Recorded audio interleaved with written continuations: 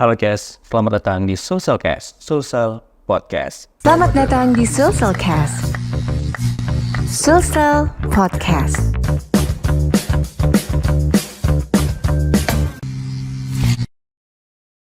Just transparansi dan keterbukaan akan sebuah informasi sudah menjadi kebutuhan yang harus diketahui oleh masyarakat luas. Apalagi sudah ada undang-undang yang mengaturnya, yaitu Undang-Undang Pasal 14 tahun 2008 tentang keterbukaan informasi publik.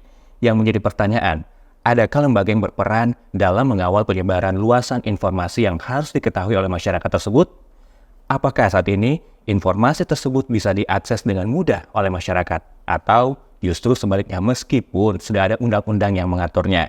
Bagaimana juga nih dengan masyarakat kita? Apakah sudah cukup kritis untuk mendapatkan informasi yang menjadi haknya? Untuk membahas semuanya itu di Social Podcast kali ini, saya akan ngobrol-ngobrol bersama dengan Koordinator Bidang Advokasi, Sosialisasi, dan Edukasi, ada Ibu Fosya Erwin. Halo, apa kabar? Halo, apa kabar Bang Melki? Ini biasanya kita kalau di teman-teman media memang manggilnya Kak Uci ya? Iya. Ini bagusnya panggil Ibu atau panggil Kakak? Oh, terserah aja. Terserah saja.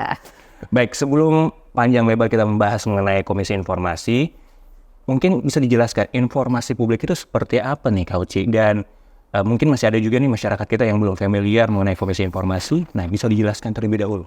Oke, pertama-tama saya ini dulu ya. Penting ini saya untuk mengkoreksi dulu bahwa bukan Undang-Undang Pasal 14, tapi Undang-Undang Nomor 14 Tahun 2008 tentang keterbukaan informasi publik. Nah, dari situ kita berangkat untuk masuk ke definisi informasi publik. Okay. Apa sih sebenarnya yang dimaksud dengan informasi publik ini gitu ya?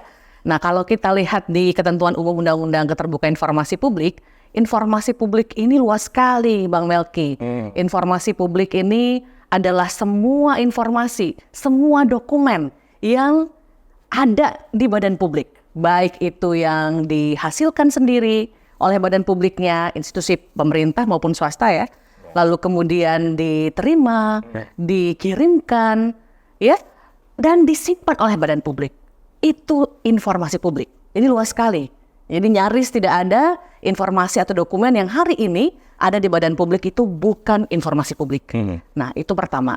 Lalu kemudian Komisi Informasi yang ditanyakan tadi. Apa sih Komisi Informasi ini?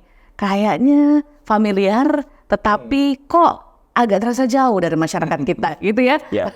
Nah, Komisi Informasi ini adalah sebuah lembaga mandiri yang berfungsi untuk menjalankan Undang-Undang Keterbukaan Informasi Publik, kemudian membuat atau menetapkan petunjuk teknis standar layanan informasi publik, dan menyelesaikan permohonan penyelesaian sengketa informasi publik.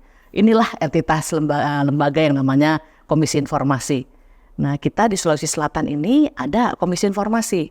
Karena kalau lagi-lagi rujukannya regulasi, Komisi Informasi itu kedudukannya ada di 3 tempat. Pertama, di pusat kita mengenal nama Komisi Informasi Pusat Republik Indonesia. Di tingkat provinsi juga harus ada.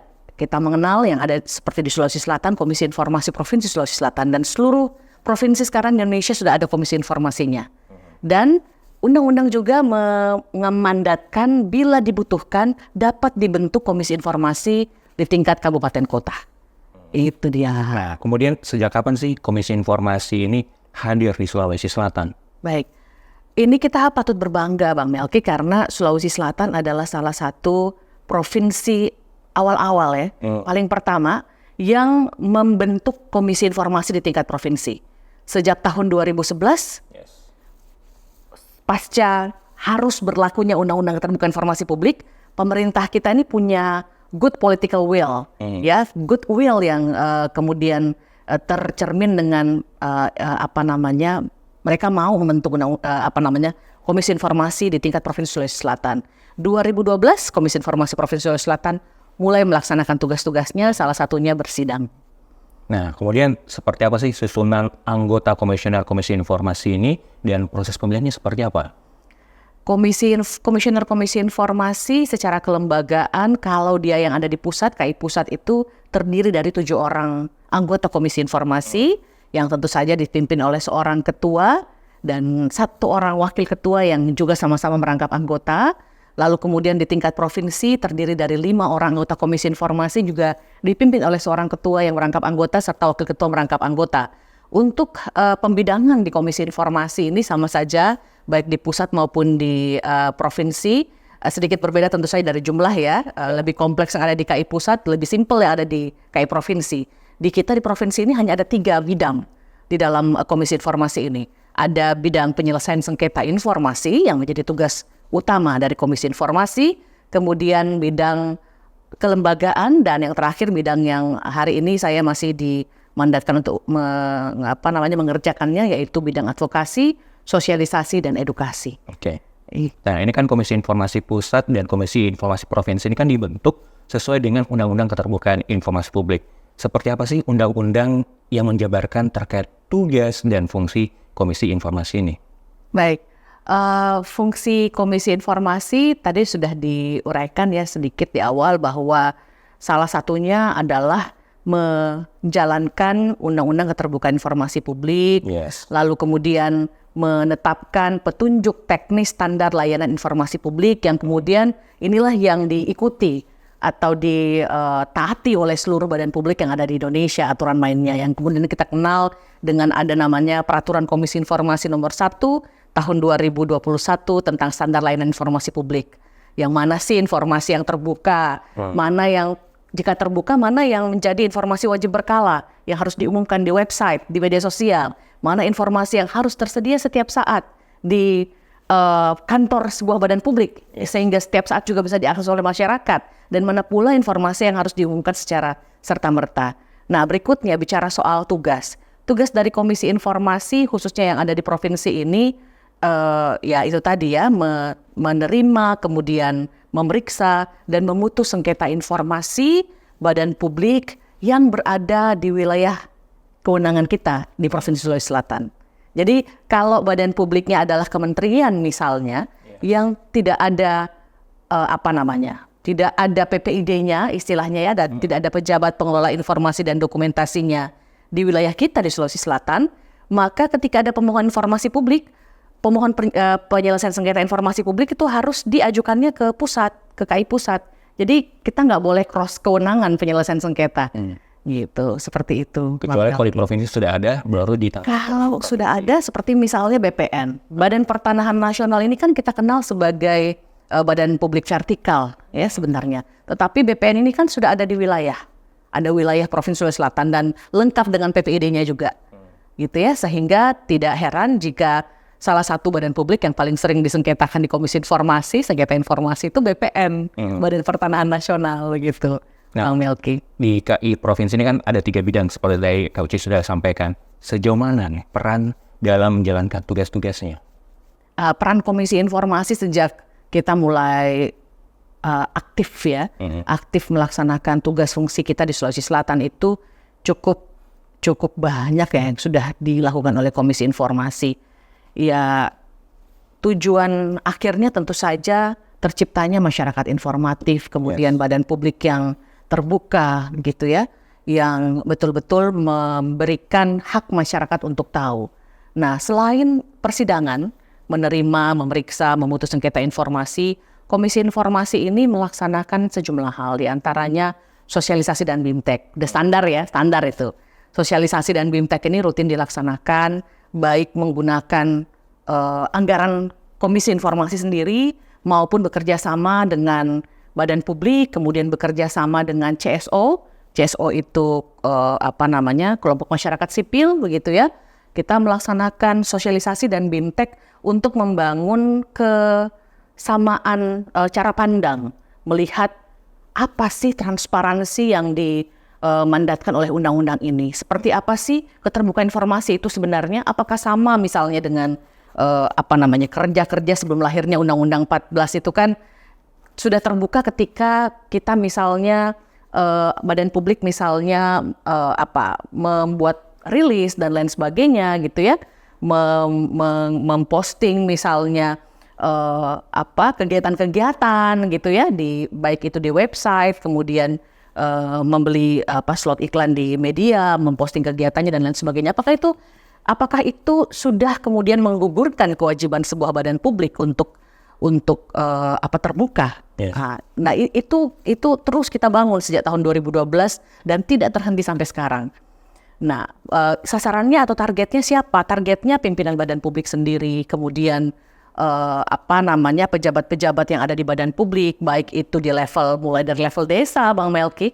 Kami masuk sampai di desa, mengintervensi desa kita yang lebih dari 1.000 gitu jumlahnya di Sulawesi Selatan. Itu berat sekali, hanya 5 orang dan 1 komisi informasi. Tapi kami coba terus, kami upayakan terus itu. Lalu kemudian pemerintah kabupaten kota itu juga tidak henti-hentinya kami sentuh melalui sosialisasi dan BIMTEK dan OPD di tingkat provinsi Sulawesi Selatan itu juga terus kami upayakan untuk bisa disentuh, baik itu secara momentum sosialisasi BIMTEK atau langsung kami datangi gitu. Nah, selain itu ada proses atau kegiatan yang namanya monitoring dan evaluasi keterbukaan informasi publik. Monif Komisi Informasi Provinsi Sulawesi Selatan itu secara konsisten dilakukan sejak tahun 2017. Monef ini bukan sekedar memberikan nilai-nilaian atau ranking-rankingan, bukan di situ tujuan akhir kita. Tetapi Monef ini adalah pintu masuk komisioner, ya, anggota Komisi Informasi dan Komisi Informasi Provinsi secara kelembagaan untuk melakukan advokasi dalam rangka selain menyamakan persepsi, perbaikan kelembagaan pengelolaan layanan informasi publik di badan publik. Dan ya kurang lebih memang itu cukup efektif.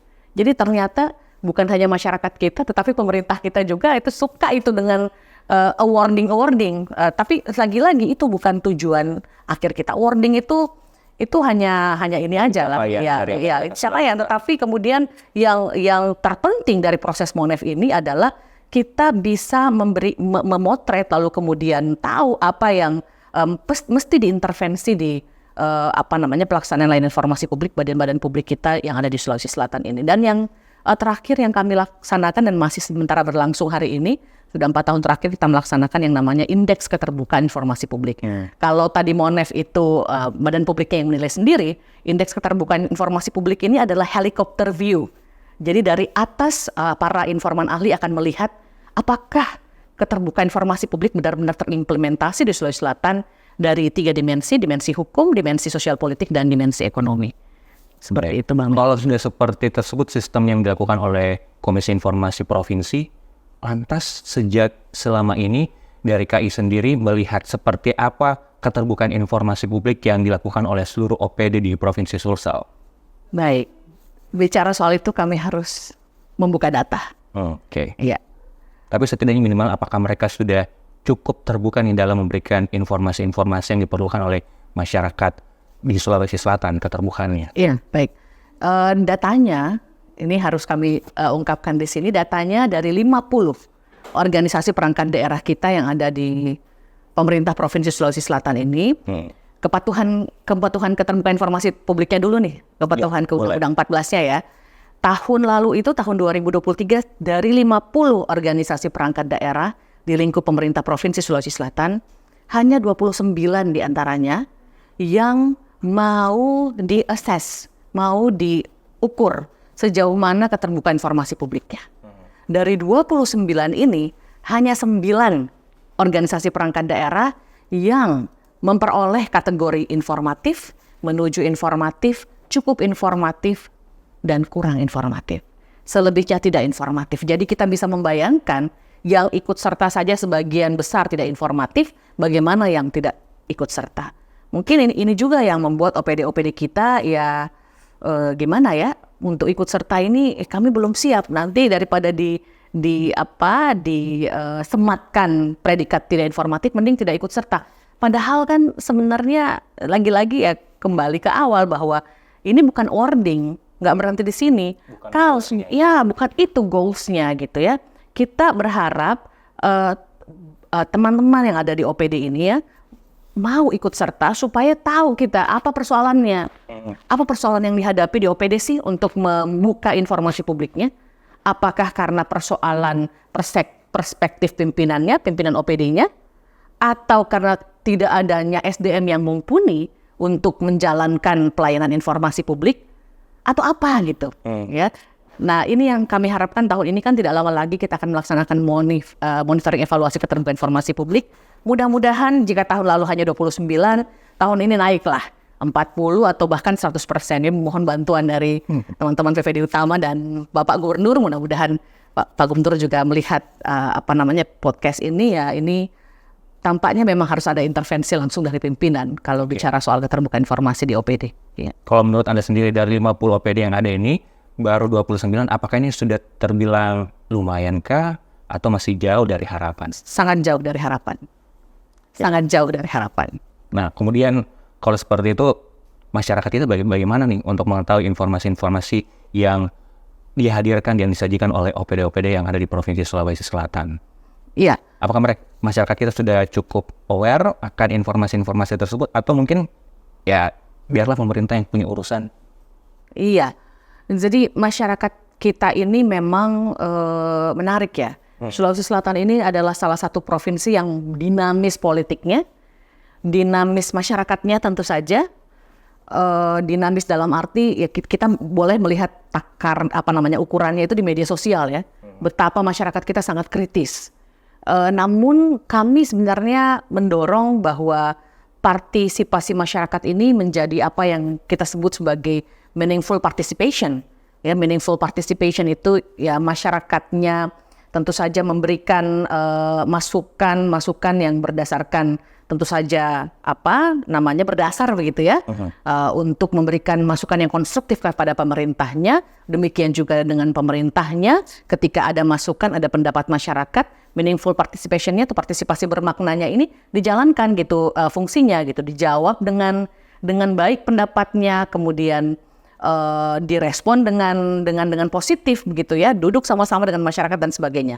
Nah, untuk masyarakat memang kalau kita melihat sengketa informasi ya, lagi-lagi ukurannya adalah sengketa informasi publik, belum begitu banyak masyarakat kita.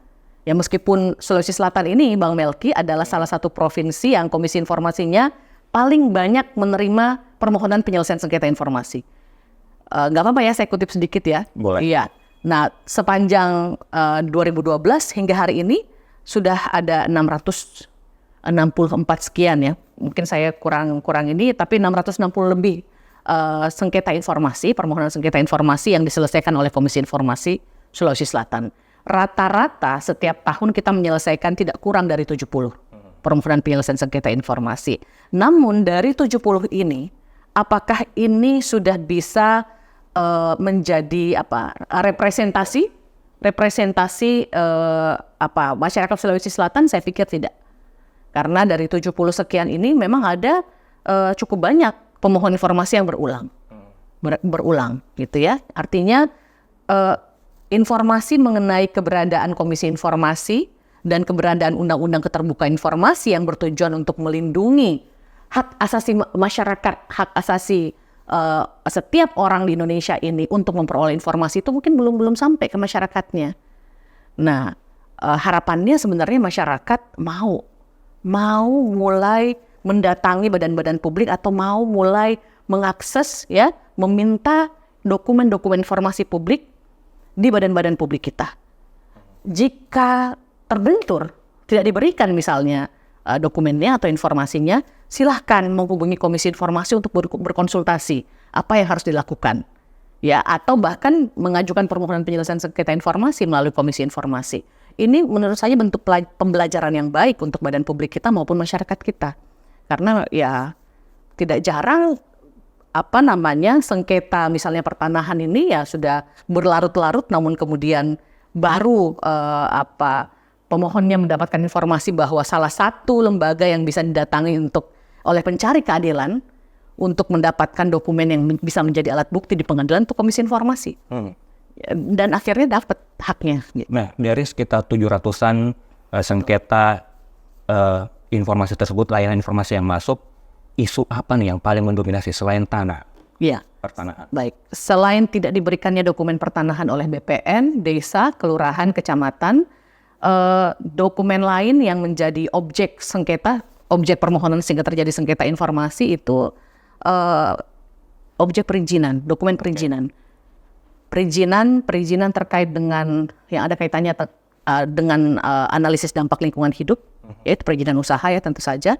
Lalu kemudian sengketa informasi pengadaan barang dan jasa, sengketa informasi dokumen DPA, dokumen keuangan ya, DPA, laporan realisasi anggaran, kemudian laporan hasil pemeriksaan BPK, itu semua informasi terbuka yang ya saya nggak paham kenapa ini sudah berkali-kali diputuskan oleh pengadilan, tapi pimpinan-pimpinan badan publik masih menganggap ini tertutup, padahal ini dokumen terbuka.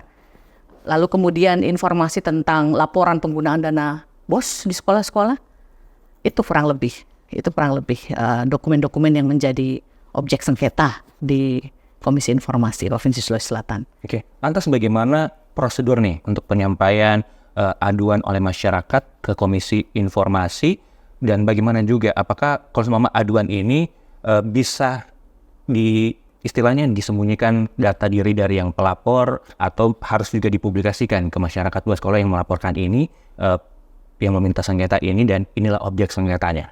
Baik, sayangnya Komisi Informasi oleh Undang-Undang Keterbukaan Informasi Publik itu tidak diberikan mandat untuk menerima aduan dan memproses aduan. Jadi Komisi Informasi ini betul-betul ranahnya adalah menyelesaikan sengketa informasi. Nah, apakah kemudian ketika ada orang yang merasa dirugikan haknya karena tidak memperoleh dokumen, itu datang mengajukan permohonan penyelesaian sengketa, lalu kemudian Komisi Informasi melakukan perlindungan terhadap dirinya, itu tidak demikian, Bang Melki. Jadi Komisi Informasi ini bersidang ini mirip dengan pengadilan. Oke. Kami juga diatur ikut juga ke peraturan Mahkamah Agung terkait dengan penyelesaian sengketa informasi di lingkungan pengadilan, sehingga ya modelnya seperti pengadilan. Pemohon informasi setelah mengajukan permohonan penyelesaian sengketa informasi selama 10 plus 7 hari, lalu kemudian tidak mendapatkan informasi yang dibutuhkan atau dokumen yang dibutuhkan, lalu setelah itu melakukan upaya keberatan, menyampaikan surat keberatan kepada pimpinan badan publik, lalu tetap juga tidak diberikan dokumen informasi yang dibutuhkannya, bisa mengajukan permohonan penyelesaian sengketa informasi ke Komisi Informasi. Dan melalui kepaniteraan Komisi Informasi, komisioner nantinya akan tahu, akan menerima bahwa sudah terjadi permohonan penyelesaian sengketa informasi, kami akan memulai sidang pemeriksaan awal untuk mengecek apakah betul permohonan penyelesaian sengketa yang diajukan ini adalah permohonan penyelesaian sengketa informasi, atau ternyata kasus pidana, sengketa pidana, perdata, atau sengketa TUN, tata usaha negara. Kita akan mengecek dulu tuh di sidang pemeriksaan awal.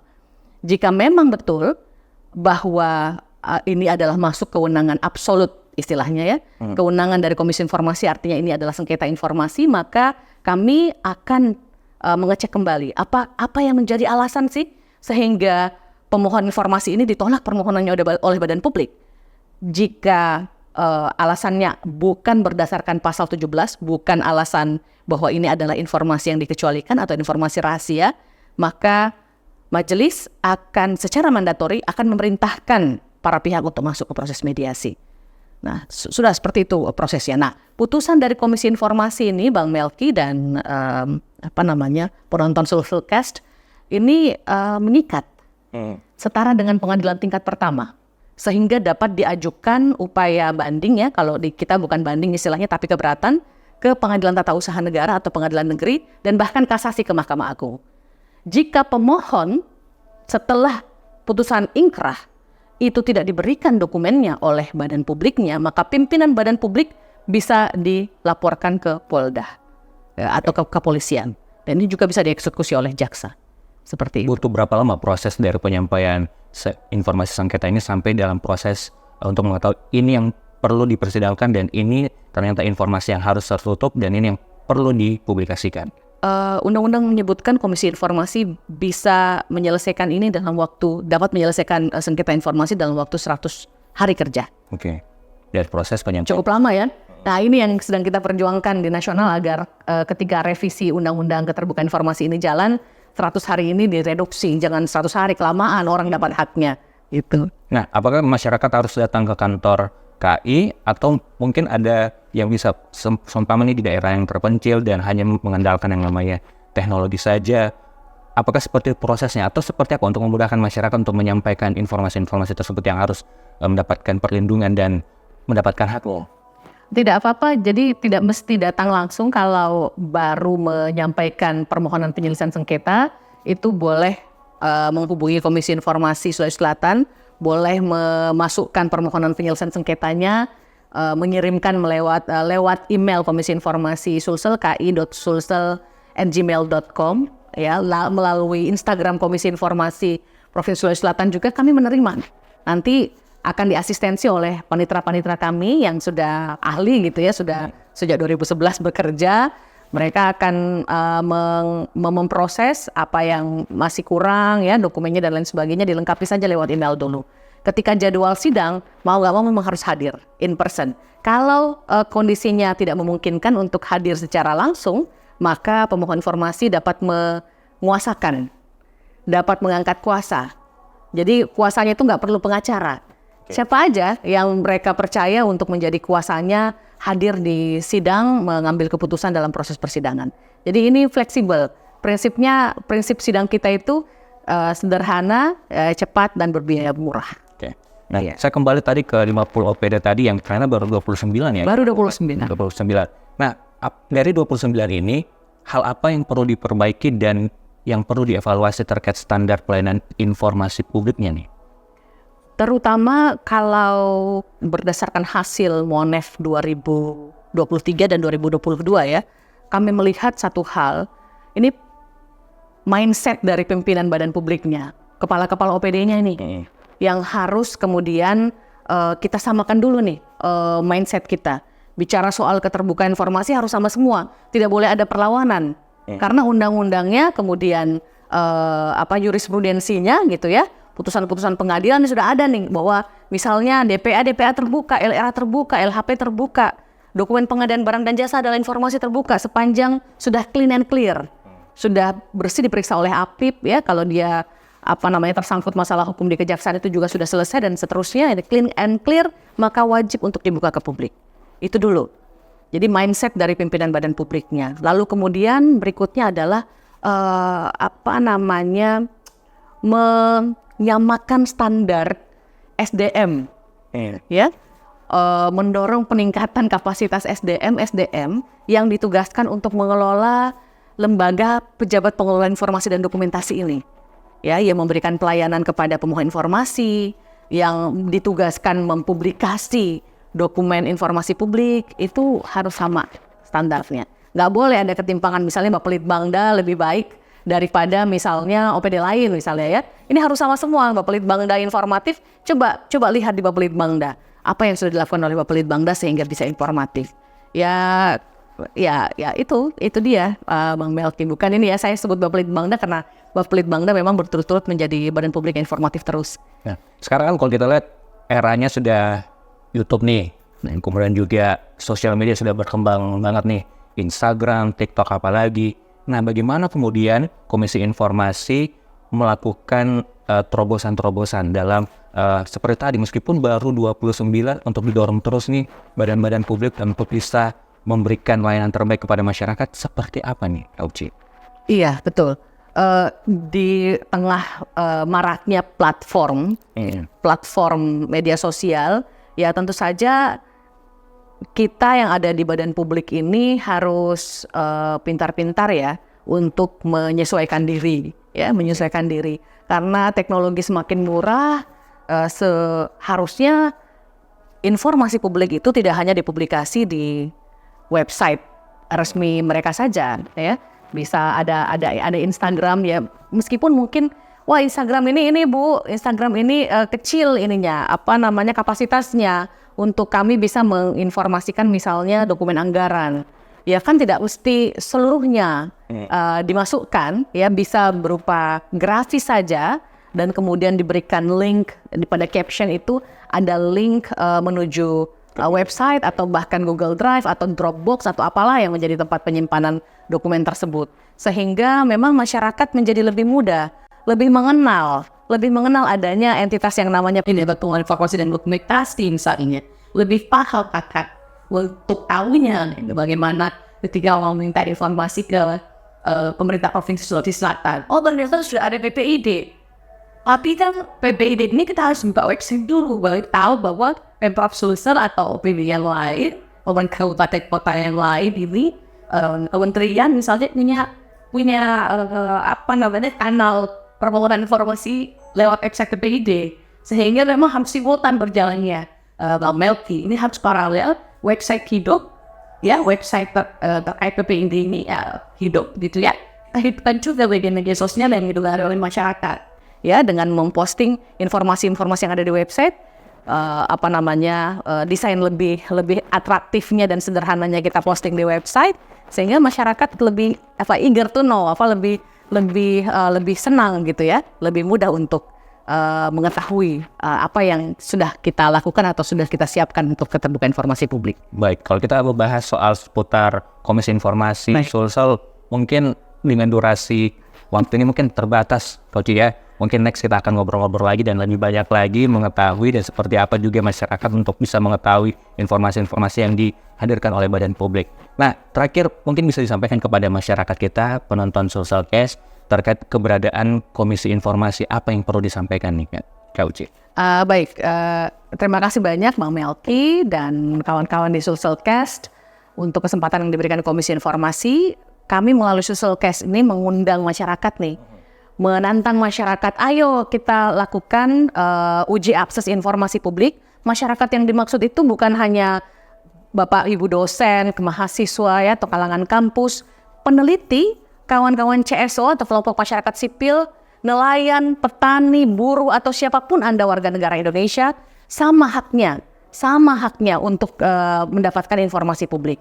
Sehingga jangan takut ya, jangan pernah takut ketika ada dokumen yang ingin diminta atau diakses di badan publik. Jika mengalami persoalan, kurang paham bagaimana cara mengaksesnya, boleh datang berkonsultasi ke Komisi Informasi Provinsi Sulawesi Selatan, baik secara langsung maupun lewat email. Tadi saya sudah sebutkan ada ki.sulsel@gmail.com atau melalui Instagram Komisi Informasi Provinsi Sulawesi Selatan.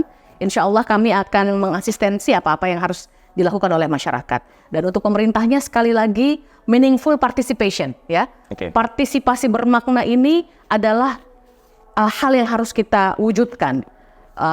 Setiap produk dari kebijakan akan dianggap baik oleh masyarakat ketika meaningful participation ini dilaksanakan oleh badan publik, dan tentu saja ini bisa menghasilkan produk kebijakan yang betul-betul dimanfaatkan oleh masyarakat dan berkeadilan, yang memenuhi rasa keadilan masyarakat.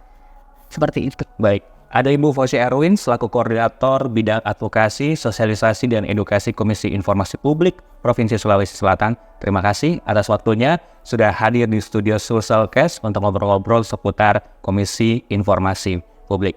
Dan pemirsa jangan lewatkan untuk menyaksikan topik-topik menarik kami lainnya hanya di Sulselcast, Sulsel Podcast. Saya Melki Wagen, terima kasih. Sampai jumpa. Selamat datang di Sulselcast. Sulsel Podcast.